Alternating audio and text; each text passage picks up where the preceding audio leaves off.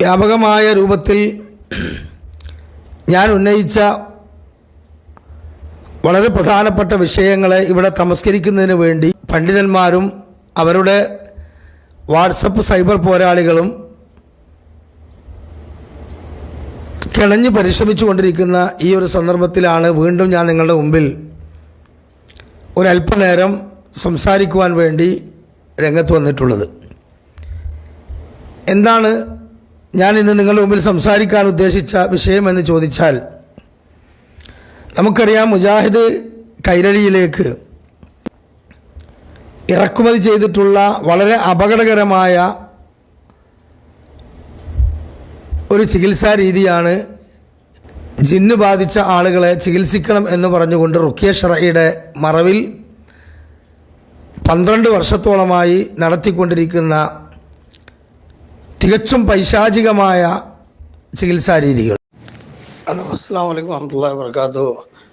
പിന്നെ വോയിസ് ഇവിടെ ഷാമിൽ തന്ന സഹോദരൻ്റെ വോയിസ് ഞാൻ കേട്ടു.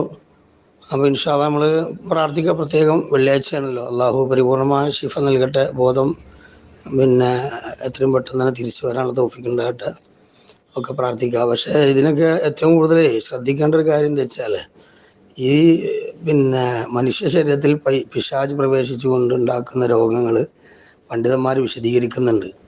അതിൽ ഇത്തരത്തിലുള്ള ഫിക്സുകൾ, എപ്പിലസി എന്ന് പറയുന്ന ഫിക്സുകൾ, സൊറ എന്ന് പറയും അറബിയിൽ. ഈ സൊറ ഉണ്ടായിക്കഴിഞ്ഞാൽ അതിൽ പിശാച് പ്രവേശിക്കും.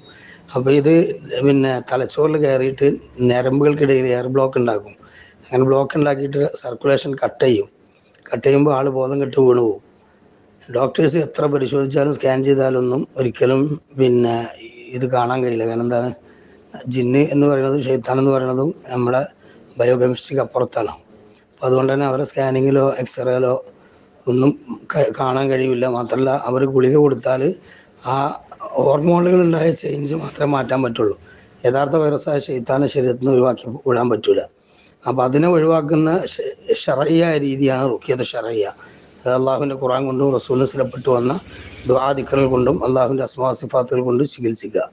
അതല്ലാതെ പിന്നെ ഉസ്താദ്മാരത് കൊണ്ടുപോയിട്ട് ഈ പിന്നെ കോയമുട്ടമല എഴുതുക, ഉറുക്ക് കെട്ടുക, എലസ് കെട്ടുക, കുപ്പി കുഴിച്ചിടുക, അതേപോലെ തന്നെ അവരുടെ പേരിൽ പിന്നെ കുത്തുബിയത്ത് നടത്തുക, മഹാത്മാക്കളുടെ പേരിൽ അർത്ഥം കൊടുക്കുക, ജാറ മൂടുക, അതേപോലെ തന്നെ പണിക്കരെടുത്ത് കൊണ്ടുപോവുക, ജോത്സ്യൻ്റെ അടുത്ത് കൊണ്ടുപോവുക, കളം വരയ്ക്കുക, പിന്നെ ആണിയെടുക്കുക, തെച്ചിപ്പൂ ഇടുക, അതേപോലെ തന്നെ അമ്പലങ്ങളിലേക്ക് നേർച്ച കൊടുക്കുക, ചോര കൊടുക്കുക.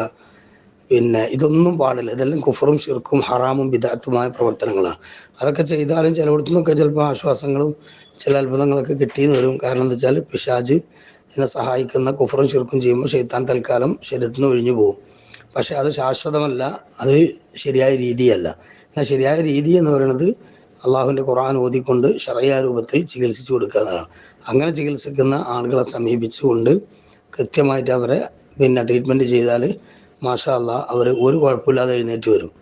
മാത്രമല്ല, ഇത് കുട്ടികളുടെയൊക്കെ ഈ ഫോട്ടോസ് കണ്ടാൽ തന്നെ അറിയാം, ഇതിൽ കുട്ടികൾക്ക് മിക്കവാറും പിന്നെ കണ്ണേർ തട്ടിയിട്ടുണ്ടാവും. റസൂലുള്ളാഹി സ്വല്ലല്ലാഹു പറഞ്ഞല്ലോ, അൽ ഐനു ഹക്കുൻ, കണ്ണേർ സത്യമാണ്. എൻ്റെ ഉമ്മത്തിൽ അധികം ആളുകൾ മരിക്കുന്നത് കണ്ണേർ ബാധിച്ചിട്ടാണ്. കണ്ണേർ നിങ്ങളെ കുഴിമാടത്തിൽ എത്തിക്കാതിരിക്കട്ടെ എന്നാണ്. അള്ളാഹുവിൻ്റെ ഖദറിനെ വല്ലതും മുൻകിടക്കുമായിരുന്നെങ്കിൽ കണ്ണേർ മുൻകിടക്കും. ഈ ഹദീസുകളൊക്കെ വളരെ അടിസ്ഥാനമാണ്. മാത്രമല്ല, ഈ കണ്ണേർ എന്ന് പറഞ്ഞാൽ ഒരു ഇലക്ട്രിക് വേവ് പോലെ ശരീരത്തിൽ പതിക്കുന്നതാണ് പണ്ഡിതന്മാർ പറയുന്നത്. മാത്രമല്ല, അത് ഹസദുള്ളതാണെങ്കിൽ അതിലൂടെ ഷെയ്ത്താനും പ്രവേശിക്കും.